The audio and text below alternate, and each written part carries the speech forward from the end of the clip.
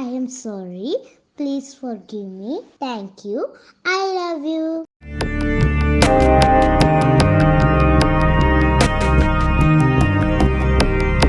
அனைவருக்கும் வணக்கம். என்னுடைய பெயர் கவின்குமார். நான் வசிப்பது கோயம்புத்தூர். நான் ஒரு ஹாப்பினஸ் கோச்சுங்க. இப்போ முக்திங்கிறது எதுக்கு முக்தி அப்படின்னு பார்த்தீங்கன்னா, நம்மளுடைய நினைவு தான் முக்தி அடையுது. ஆனால் அது ஒருத்தர் முக்தி அடைஞ்சாங்களா இல்லையாங்கிறதுக்கு நம்ம இந்த வெளியில் பார்க்குற இந்த உடம்போடைய அடையாளங்கள் வச்சு நம்மளால் சொல்ல முடியும். இந்த உடல் முக்தி அடைய போகிறது இல்லை, நமக்குள்ளே இருக்கிற ஜீவன் தான் முக்தி அடையுது, நம்ம நினைவு தான் முக்தி அடையுது அப்படின்னா கூட இந்த உடலில் என்ன மாதிரியான அடையாளங்கள் தெரியும்னு நம்ம பார்க்கலாம். இப்போ முதல்ல நம்ம நார்மலாக இறந்து போனவங்களை பற்றி நம்ம பார்த்தோம்னா என்னென்ன நடக்குதுன்னு பாருங்களேன். இறந்த உடனே தொண்டை அடைச்சிக்குதுங்க. நம்ம வாழ்நாள் ஃபுல்லாக எத்தனையோ உணவும் தண்ணியும் நம்ம அது வழியாக போயிருக்கும். ஆனால் இறந்த கொஞ்ச நேரத்துலேயே இந்த தொண்டை அடைச்சிக்கும். நீங்கள் வாய் வழியாக நீங்கள் தண்ணியெலாம் ஊற்றுனீங்கன்னா உள்ளே இறங்காது. இதுதான் பட்டினத்தார் பாடலோடு வரும். பாலுன் கடைவாய் படும் முன்னே, காலன் வரும் முன்னே, கண் பஞ்சடையும் முன்னே, பாலுன் கடைவாய் படும் முன்னே, ஊரார் மேல் விழுந்து அழும் முன்னேன்னு சொல்லி ஒரு பாடல் வரும். அப்போ நீங்கள் பால் ஊற்றுனீங்கன்னா கடைவாய் வழியாக தான் வரும், உள்ளுக்குள்ளே போகாது. தொண்டை அடைச்சிக்கிறது ஒரு அடையாளம். அப்புறம் இந்த இறந்த உடனே பார்த்திங்கன்னா இந்த நமக்குள்ளே இவ்வளோ நாளாக சுருங்கி இருந்த திசுக்கள்லாம் ரிலாக்ஸ் ஆன உடனே யூரின் மோஷன் எல்லாம் வெளியில் வர ஆரம்பிச்சிருங்க. அது கூடவே ஆண்களுக்கு சுக்கில ஜலமும் பெண்களுக்கு சுரோனித ஜலம். அதாவது நம்ம முதல்ல ஒரு ஜலத்தில் தான் உருவானோம் இல்லையா.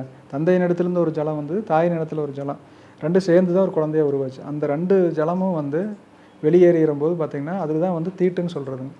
ஏன் ஒரு இறந்தவங்க வீட்டுக்கு போயிட்டு வந்தால் வெளியிலே குளிச்சுட்டு வரணும், வீட்டுக்குள்ள வரக்கூடாது அப்படின்னு சொல்கிறதுக்கு காரணம் அந்த ஜலம் வெளியேறி இருக்கும். அதனால் கிருமிகள் நிறையா இருக்குங்க, துர்நாற்றம்லாம் இருக்கும். அதனால் அந்த இடத்துக்கு போயிட்டு வந்தால் தீட்டு.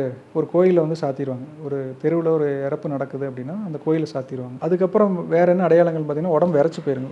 ஒரு மணி நேரம் 2 மணி நேரம் ஆன உடனே உடம்பு விரைக்க ஆரம்பிச்சிடும். அப்புறம் மண்ணில் போட்டால் மண் அரிக்க ஆரம்பிச்சிடும். வெளியில் வச்சுருந்தோம்னா கொஞ்சம் நேரத்தில் அந்த நிறமெல்லாம் மாறி கருப்பாகி போய் உடம்பு டீகம்போஸ் ஆக ஆரம்பிச்சிடும். இது இயற்கையாக நம்ம பார்க்குற விஷயங்கள் தான். பிறந்தவங்க இறந்து போனதுக்கான விதி.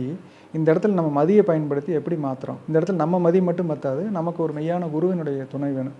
அந்த துணையோடு நம்ம இருந்தோம்னா நம்ம அந்த எமன்றிருந்து காப்பாற்றப்பட்டு அந்த ஜீவனானது உடம்பு பிரியாமல் உடம்புக்குள்ளேயே அடங்கிற நிலை நம்ம அடைஞ்சிடும். அப்போது மரணமில்லாத நிலை அடைஞ்சதுக்கான அடையாளங்கள் பார்த்திங்கன்னா 10 அடையாளங்கள் இருக்குது. அது எகைன் புதுக்கோட்டை மெய்வழி சாலையில் இருக்கிறவங்க அங்கே எங்கள் குருபிரான் ஏற்படுத்தி அது சொன்னதுக்கப்புறம் தான் எங்களுக்கே தெரியும். ஏன்னா அதுக்கு முன்னாடி இப்படிலாம் மரணத்தில் வித்தியாசங்கள் இருக்குதுன்னு எனக்கும் தெரியல. நான் 2008 அதை பற்றி கேள்விப்பட்டு 2011 ஈரோட்டில் ஒருத்தர் அடக்கமாகி ஒரு தாத்தா இருக்காங்கன்னு சொல்லி நாங்கள் நேரில் போய் பார்க்கும் பொழுதுங்க, அவர் மூச்சு இல்லை, ஆனால் உடம்புல எந்த மாற்றமும் இறந்துட்டாங்கன்னே சொல்ல முடியாத மாதிரி மயக்கத்தில் இருக்கிற மாதிரி தான் இருக்கார்.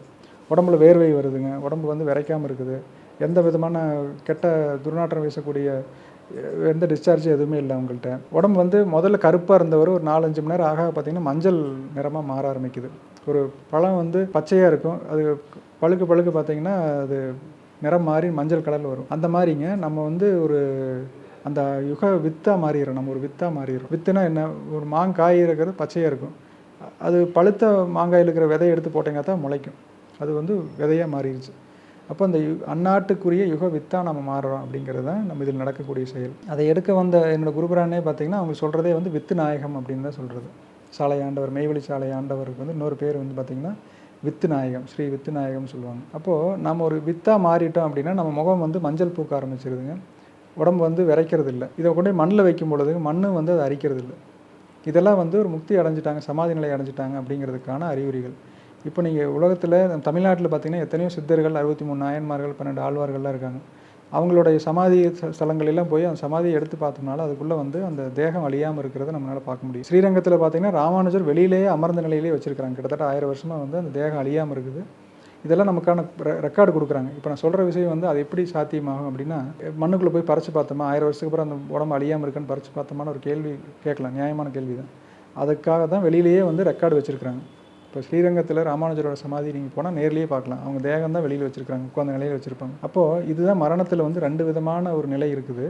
ஒன்று விதியினால் வெல்லப்பட்டு சவமாய் போனவங்க, தன்னோட மதியை பயன்படுத்தி தன்னோட குருபிரானோட துணையினால் சிவமானவங்க. இதுதான் மரணத்தில் 2 விதமான மரணம். இது எது உங்களுக்கு வேணும்? இதில் துன்பம், இதில் இன்பம். மரணிக்க போகிறோம் அப்படிங்கிறது பயம், திகில் எல்லாமே சேர்ந்தது தான் இந்த யமன் நம்மளை உயிரை பிரிக்கும் போது, உடம்பை விட்டு பிரிக்கும் பொழுது அது ஒரு வலியும் வேதனையும் நிறைந்ததுங்க.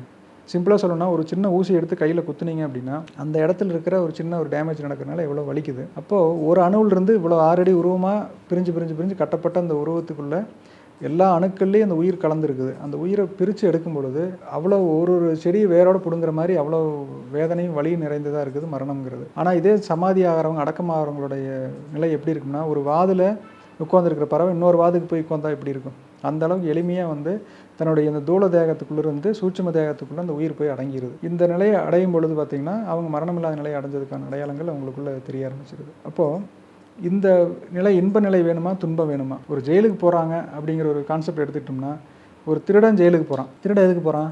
அடி வாங்க போகிறான். இப்போ ஒருத்தவங்க இறந்துட்டாங்க, மூச்சு இல்லை, அடக்கமாயிட்டாங்க, மூச்சு இல்லை. அப்போ ரெண்டு பார்த்தாலும் ஒரே மாதிரி தான் இருக்குது. இப்போ திருடன் ஜெயிலுக்கு போகிறதும், ஒரு போலீஸ் இன்ஸ்பெக்டர் எதுக்கு ஜெயிலுக்கு போகிறாரு? சம்பாதிக்கிறதுக்காகவும், அங்கே போனால் எல்லோரும் சல்யூட் அடிப்பாங்க, ஒரு மதிப்படைகிறதுக்காகவும் போகிறாரு. அப்போது இதுதான் வித்தியாசம். போகிற இடம் ஒரே மாதிரி தான் இருந்தால் பார்க்க தெரிஞ்சாலும், ஒருத்தர் போகிறதுக்கும் இன்னொருத்தர் போகிறதுக்குமான வித்தியாசம் டோட்டலாக வேறையாக இருக்குது. அப்போது ஒருத்தவங்க அடக்கமாகிறாங்க, நல்லடக்கமாகறாங்க, ஒருத்தவங்க இறந்து போகிறாங்க. ஸோ எது உங்களுக்கு வேணும்? நம்ம மதியை எதுக்காக பயன்படுத்தணும்? இப்போ இந்த பர்டிகுலர் விஷயம் யோசித்து பார்த்தீங்கன்னா, இந்த உலகத்தில் எங்கேயுமே நினச்சே பார்க்க முடியாத ஒரு விஷயமா இருக்குது. இந்த நிலை உங்களுக்கு வேணுமா? இந்த நிலையை அடைஞ்சவங்க தான் அந்த சொர்க்கத்துக்கு லாய்க்குடையவங்களாக ஆயிட்டாங்க. கைலாய பதவி அடைந்தார், வைகுண்ட பிராப்தி அடைந்தார், முக்தி அடைந்தார் அப்படின்னு சொல்கிறது இந்த உலகத்திலேயே அவங்க தீட்டாயிட்டாங்கன்னு கோயில் அவங்களுக்கு சாத்துறதில்ல. அவங்களுக்கு கோயில் வச்சு நம்ம சாமியாக கும்பிடலாம். அப்போ இதுதான் மரணத்தில் இருக்கிற 2 வித்தியாசம்னு வச்சுக்கலாம். ஸோ எது வேணும்னு நீங்கள் உங்கள் கையில் இருக்க முடிவு பண்ணிக்கிறது.